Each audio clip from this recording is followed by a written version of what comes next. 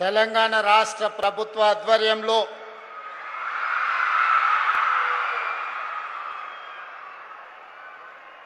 నూతన విద్యా సంవత్సరం ప్రారంభోత్సవ సందర్భంగా 27,50,000 ప్రభుత్వ పాఠశాలలు రెసిడెన్షియల్ స్కూళ్లలో తమ ఉజ్వల భవిష్యత్తు కోసం మొదటి అడుగు వేయబోతున్న విద్యార్థిని విద్యార్థులకు అవసరమైన సహకారాన్ని అందించడానికి తెలంగాణ ఎడ్యుకేషన్ కిట్ ఆత్మగౌరవంతో పాఠశాలకు వెళ్ళడానికి కార్యక్రమాన్ని ఏర్పాటు చేసి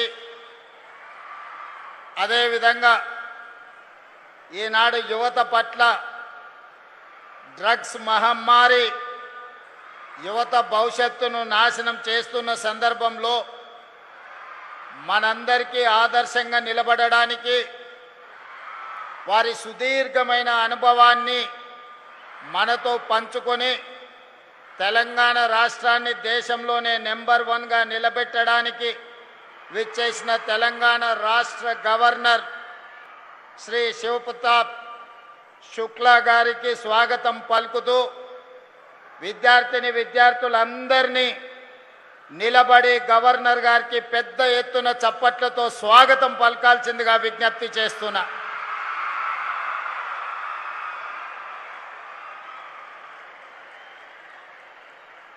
గవర్నర్ గారితో పాటు ఈ కార్యక్రమంలో ఉప ముఖ్యమంత్రి వర్యులు మిత్రులు బట్టి విక్రమార్క గారు, సీనియర్ సహచర మంత్రివర్గ సభ్యులు శ్రీధర్ బాబు గారు, సహచర మంత్రివర్గ సభ్యులు పొన్నం ప్రభాకర్ గారు, అడ్లూరి లక్ష్మణ్ గారు, వాకిటి శ్రీహరి గారు, మహమ్మద్ అజరుద్దీన్ గారు, ప్రభుత్వ సలహాదారులు, పార్లమెంట్ సభ్యులు, శాసన మండలి సభ్యులు, శాసన సభ్యులు, వివిధ కార్పొరేషన్ల చైర్మన్లు, విద్యాశాఖకు సంబంధించిన అధికారులు, ప్రాణ సమానులైన తెలంగాణ నలుమూలల నుంచి విచ్చేసిన వేలాది మంది విద్యార్థులకు మనస్ఫూర్తిగా అభినందనలు, కృతజ్ఞతలు తెలియజేస్తున్నా. మిత్రులారా, తెలంగాణ రాష్ట్రం దేశంలో ఉన్న మిగతా రాష్ట్రాలలాగా భాషా ప్రయుక్త రాష్ట్రంగానో పరిపాలన సౌలభ్యం కోసం ఏర్పడిన రాష్ట్రం కాదు. తెలంగాణ రాష్ట్రము 60 సంవత్సరాల సుదీర్ఘ పోరాటం, వందలాది మంది విద్యార్థుల ఆత్మ బలిదానాలతో 60 సంవత్సరాలు తమ పోరాటాన్ని తమ కలలను సాకారం చేసుకోవడానికి లక్షలాది మంది విద్యార్థులు ఉద్యమ బాటన పట్టి తమ ఉజ్వల భవిష్యత్తునే కాదు ఉద్యోగ ఉపాధి అవకాశాలను వదులుకొని కన్న తల్లిదండ్రులను దుఃఖ సాగరంలో ముంచేసి నూనూగు మీసాల యువకులు ఎంతో మంది ఆత్మ బలిదానాలు చేసుకుంటే ఈ తెలంగాణ రాష్ట్రం ఏర్పడ్డది. ఆనాడు ఆత్మ బలిదానాలలో ముందు వరుసలో ఉన్న శ్రీకాంతాచారి కావచ్చు, ఈశాన్ రెడ్డి కావచ్చు, కానిస్టేబుల్ కిష్టయ్య కావచ్చు, సురేష్ నాయక్ కావచ్చు, ఈ రకంగా నేను చెప్పుకుంటూ వెళ్తే వందలాది మంది విద్యార్థులు ఆత్మ బలిదానాలు చేసుకుంటే ఈ రాష్ట్రం ఏర్పడ్డది. ఈ విద్యార్థుల యొక్క ఆకాంక్ష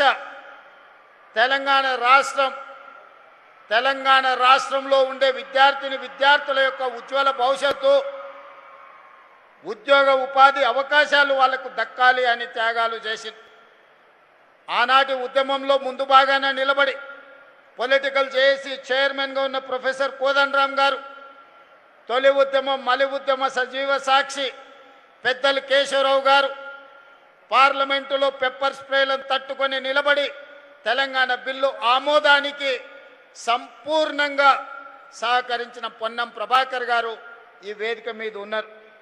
మిత్రులారా, ప్రభుత్వ ఉద్యోగమన్నా ప్రభుత్వ పాఠశాలలో ఈనాడు విద్యార్థులు చదువుకుంటున్నారంటే ఇది ఒక అవకాశమో లేకపోతే ఇది ఒక ఉద్యోగం కోసం చేస్తున్న ప్రయత్నం కాదు. ఇదొక గొప్ప భావోద్వేగం. ఈ భావోద్వేగము తెలంగాణ 4 కోట్ల ప్రజలతో ముడివేసుకున్న బంధం. ఈ భావోద్వేగాన్ని, ఈ తెలంగాణ రాష్ట్రం యొక్క అభివృద్ధి, ఈ దేశ భవిష్యత్తు తరగతి గదుల్లోనే ఉన్నది. ఈ తరగతి గదులను పునరుద్ధరించాలి.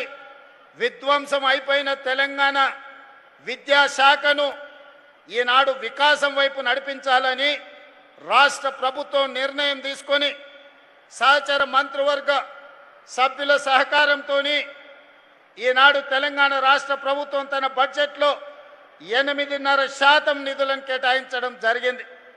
26,600 కోట్ల రూపాయలతోటి ఈనాడు ఈ పేదలు, ముఖ్యంగా SC, ST, BC, minority and backward ఆర్థికంగా వెనుకబడిన విద్యార్థుల భవిష్యత్తు కోసం ఈనాడు తెలంగాణ రాష్ట్ర ప్రభుత్వం 26,600 కోట్ల రూపాయలు ఖర్చు పెడుతుంది.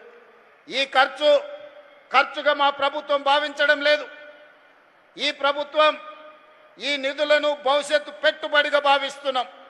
ఈ నిధులు భవిష్యత్ తరాల యొక్క భవిష్యత్తును నిర్ణయించే పెట్టుబడిగా మేము భావిస్తున్నాం.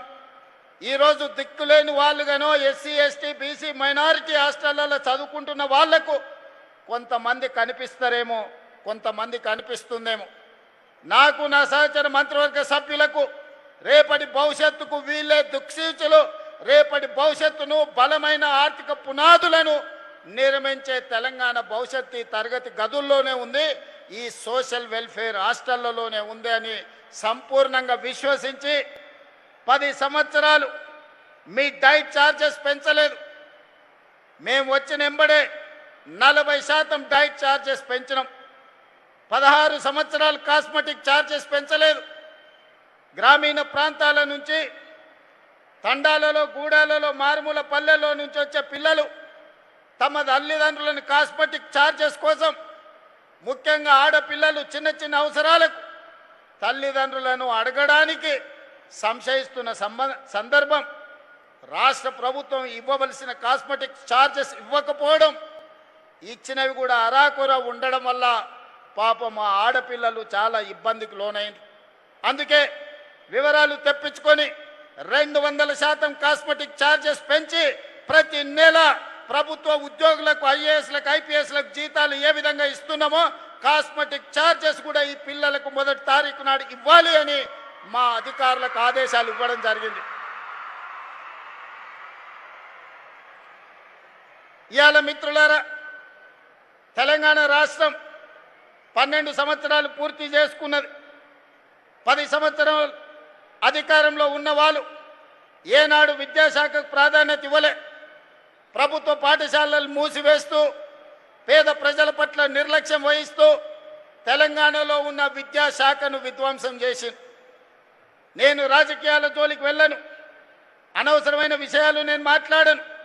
కానీ నేను చేస్తున్న ప్రయత్నం రాష్ట్ర ముఖ్యమంత్రిగా ఫైనాన్స్ కావచ్చు, రెవెన్యూ కావచ్చు, ఐటీ అండ్ ఇండస్ట్రీస్ కావచ్చు, one of the best portfolio నేను తీసుకొని ఉండొచ్చు.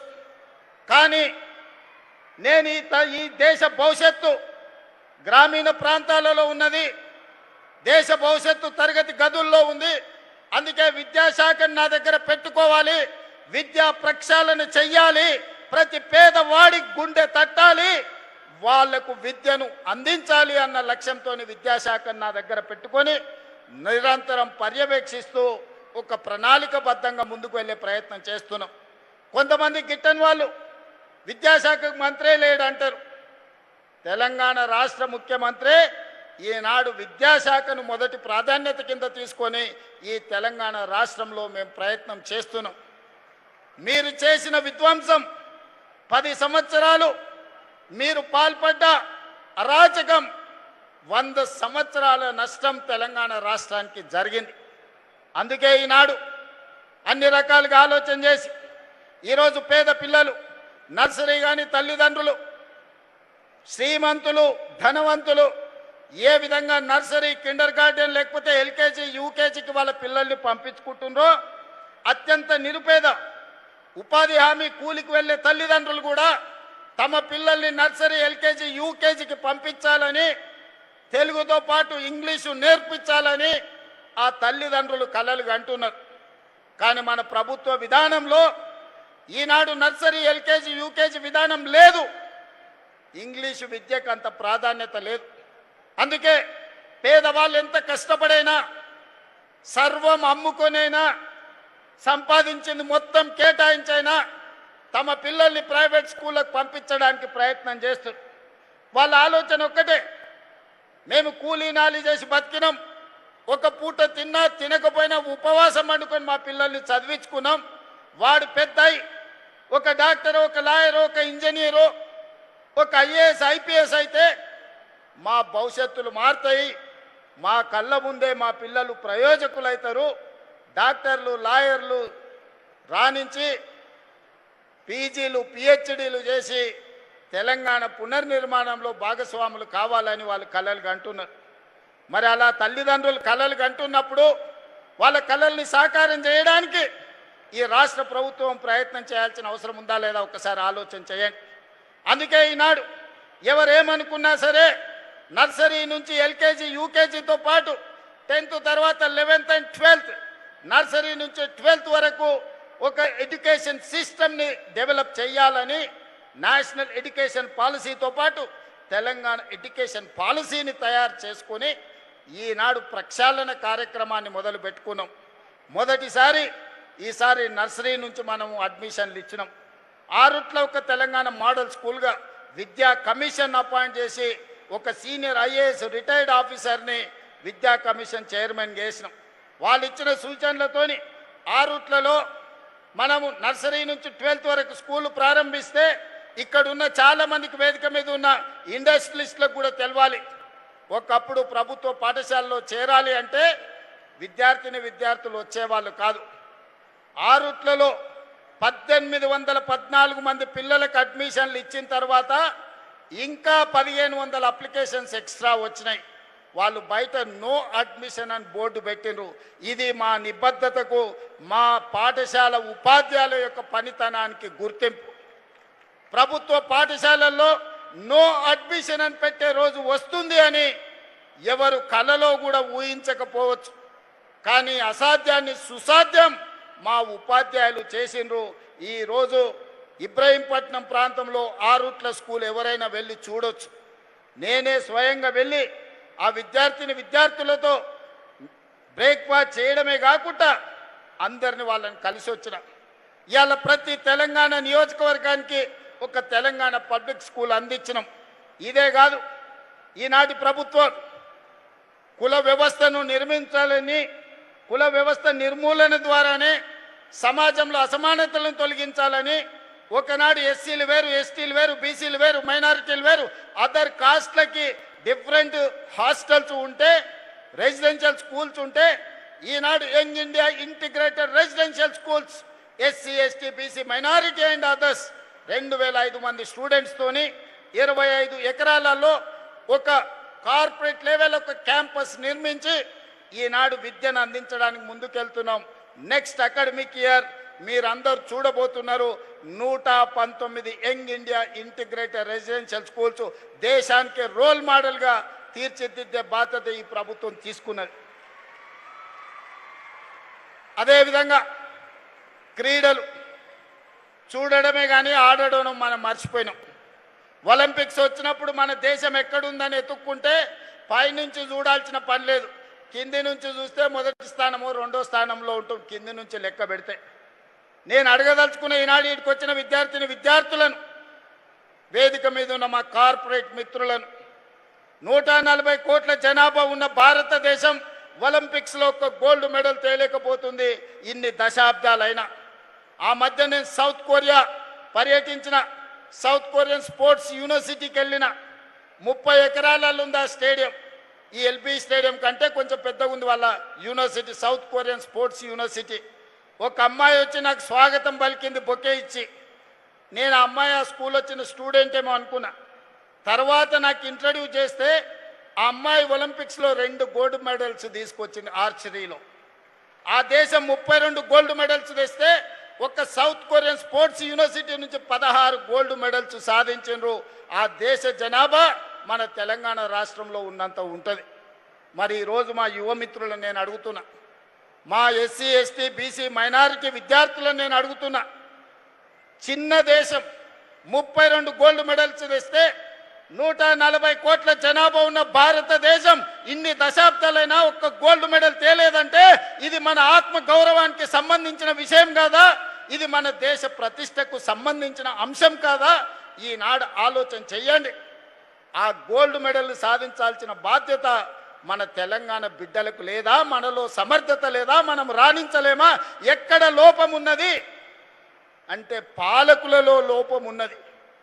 పాలకులు సరైన దిశ నిర్దేశించకపోవడం వల్ల ఈనాడు గోల్డ్ మెడల్స్ సాధించలేకపోతున్నాం. అందుకే తెలంగాణ రాష్ట్ర ప్రభుత్వం స్పోర్ట్స్ పాలసీ తీసుకొచ్చి we have initiated young India sports university under public private partnership. ఈరోజు అంతర్జాతీయ స్థాయిలో ఉన్న క్రీడాకారులను మన బోర్డులో తీసుకున్నాం. రాబోయే 2 సంవత్సరాలలో యంగ్ ఇండియా స్పోర్ట్స్ యూనివర్సిటీ ఈ దేశానికి ఒక నమూనాగా మారి రాబోయే ఒలింపిక్స్లో గోల్డ్ మెడల్ని సాధించడానికి పునాదులు తెలంగాణ రాష్ట్రంలో వేయాలనేదే నా కళ. మీరందరూ అందులో భాగస్వాములు కావాలి. ఇక్కడికి వచ్చిన విద్యార్థులు ఆ స్ఫూర్తితోని తిరిగి మీ ప్రాంతాలకు వెళ్ళాలి. అందుకే మిత్రులారా, ఈనాడు ఏఐ అనే ఒక భూతం వచ్చింది. ఒకప్పుడు కంప్యూటర్ సైన్స్, ఒకప్పుడు ఇంజనీరింగ్ చదివితే, ఒకప్పుడు అమెరికాకు పోతే లక్షల రూపాయలు డాలర్లు సంపాదించే అవకాశం ఉండే. ఇవాళ అమెరికా లాంటి దేశంలో ఏఐ తుఫాన్తోని ఆర్టిఫిషియల్ ఇంటెలిజెన్స్తోని వైట్ కాలర్ జాబులన్నీ పోయి కోట్లాది మంది నిరుద్యోగులు అవుతున్నారు. మరి ఏ రకంగా దీన్ని ఎదుర్కోవాలనో ఒకసారి ఆలోచన చేయండి. వైట్ కాలర్ జాబులు తీయగలుగుతుంది ఆర్టిఫిషియల్ ఇంటెలిజెన్స్, కానీ బ్లూ కాలర్ జాబులు తీయలేదు. బ్లూ కాలర్ జాబులు అంటే షర్టుకుండే బ్లూ కాలర్ కాదు, స్కిల్స్. అందుకే ఐటీఐలుగా నిరాదరణకు గురైన ఐటీఐలను ఈనాడు అడ్వాన్స్డ్ టెక్నాలజీ సెంటర్స్గా మార్చినాం. 119 ఇన్స్టిట్యూషన్స్ ఇచ్చినాం. ఏటీసీలో చేరితే 2000 రూపీస్ పర్ మంత్ స్టైఫండ్ ఇచ్చే పిల్లలకు చదువుకోవడానికి ప్రోత్సహిస్తున్నాం. ఈనాడు పాలిటెక్నిక్ కాలేజీలను అప్గ్రేడ్ చేసినాం. స్కిల్స్ యూనివర్సిటీ తీసుకొచ్చినాం, యంగ్ ఇండియా స్కిల్స్ యూనివర్సిటీ. ఈరోజు వృత్తి నైపుణ్యం, శిక్షణ నైపుణ్యం తీసుకుంటే, ఇంగ్లీష్ నేర్చుకుంటే యుఎస్ని వెళ్ళిన మనం silicon valley hour talent, hour language ఈరోజు నడిపిస్తున్నది. కానీ భవిష్యత్తులో ఇంగ్లీష్ ఒకటే సరిపోదు. జర్మనీ లాంగ్వేజ్ నేర్చుకోవాలి, సౌత్ కొరియన్ లాంగ్వేజ్ నేర్చుకోవాలి, జపనీస్ లాంగ్వేజ్ నేర్చుకోవాలి. ఆ దేశాలలో కోట్లాది ఉద్యోగాలు ఖాళీలు ఉన్నాయి. రేపటి భవిష్యత్తులో మా పిల్లలు జర్మన్, జపాన్, సౌత్ కొరియాతో పోటీ పడాలి. ఆ దేశాలలో ఉద్యోగ ఉపాధి అవకాశాలు సాధించాలి. ఈరోజు పెద్ద పెద్ద కంపెనీలకు మనం సీఈఓలు అంటున్నాం. వాటిని ప్రారంభించింది మనం కాదు, వాటి యజమానులు మనం కాదు.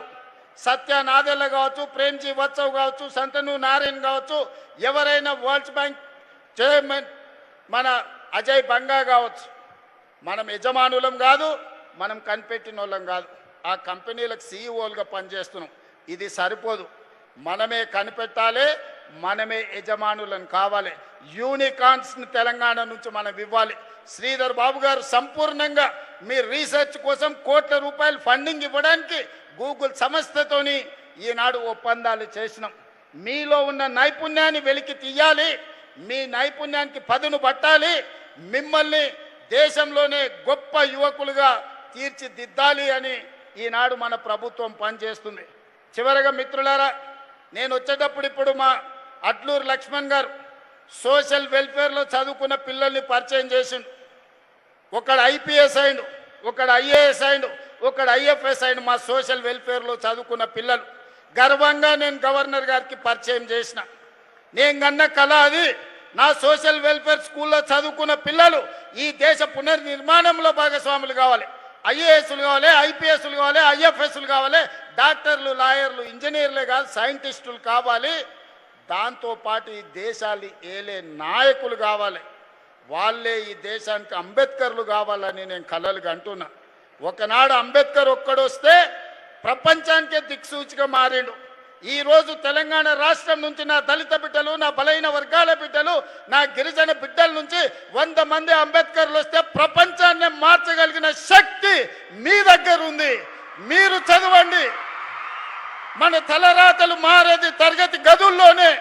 ప్రభుత్వం ఇచ్చే సంక్షేమం కాదు, ప్రభుత్వం ఇచ్చే విద్య ఈ దేశానికి పునాదులు కావాలి.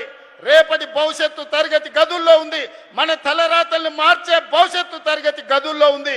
చదవండి. మీరు మీకు కావాల్సిన అన్ని వసతులు ఇచ్చే బాధ్యతగా మీ రేవంత్ అన్న తీసుకుంటాడని చెప్పి మీ అందరికి మాట ఇస్తున్నా. మీ సోదరుడు ముఖ్యమంత్రిగా ఉన్నాడు ఇవాళ తెలంగాణలో. మీరు ఏం కోరినా నిమిషాల మీద జరుగుతుంది.